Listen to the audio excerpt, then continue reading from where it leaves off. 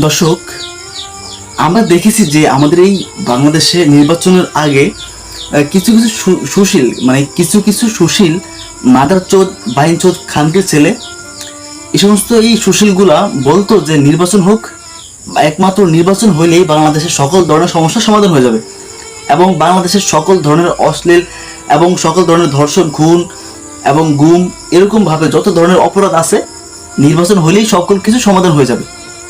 এরকম লেভেলের যে চোদনারা বলতো যে এগুলা নির্বাচনের পরে সকল কিছু ঠিক হয়ে যাবে, এখন সেই চোদনারা কই, সেই সুশীলরা কোথায়?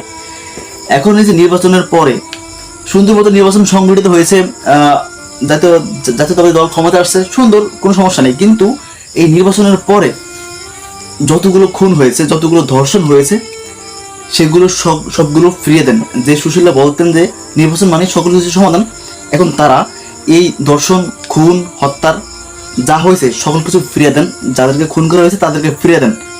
আমি সুশীলদের কাছে তাদেরকে ফেরত চাই, ঠিক আছে? জানি এই ফেরত চাওয়া মানে কিছু হবে না, ফেরত চাওয়া মানে এটা এমনিতেই এগুলো কোনো ভ্যালু নাই, তারপরে বললাম আর কি। দর্শক, আমি এই যে নির্বাচনের পরে অনেকগুলো খুন হয়েছে, অনেকগুলো ধর্ষণ হয়েছে, এর মধ্যে শিশু ধর্ষণ হয়েছে সবচেয়ে জঘন্যভাবে। তো আমি কয়েকটা দর্শন আমি একটু জাস্ট লিখে রাখছিলাম। যেমন এর মধ্যে অন্যতম হয়েছে একটা, যে সিলেটে 4 বছরের একটা শিশুকে দর্শন করছে, দর্শনের পর তাকে হত্যা করে ফেলা হয়েছে।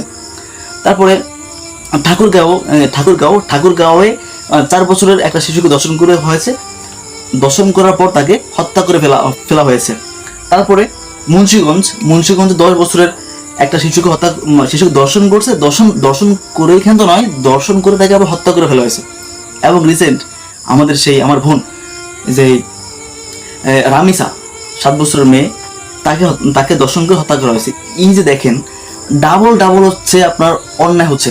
একত তাকে দর্শন করতেছে, দ্বিতীয়ত সে তাকে দর্শন করার পরে তাকে হত্যা করে ফেলা হচ্ছে, তাকে বাঁচার অধিকার দেওয়া হচ্ছে না। তাকে তো দর্শন করা হচ্ছেই এবং তাকে এই দেশে বাঁচতেও দেওয়া হচ্ছে না।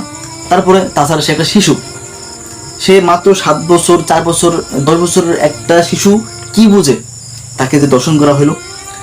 যাই হোক দর্শক, আমাদের দেশে প্রতিটা স্তরে এই দেশের যতগুলা আপনার ইউনিয়ন থেকে শুরু করে গ্রাম, ওয়ার্ড, ইউনিয়ন থেকে শুরু করে একদম রাষ্ট্র পর্যন্ত দেশের সর্বস্তরে চাঁদাবাজি, টেন্ডারবাজি, তারপরে লুটপাট, ঘুষ, সুদ, তারপর হচ্ছে আপনার দখলদারিত্ব, সকল কিছু চলে। কিন্তু এই দেশে যে কটা খুন হয়েছে, যে কটা হত্যা করা হয়েছে, যে কটা ধর্ষণ হয়েছে, একটা বিচার হয় না ভাই।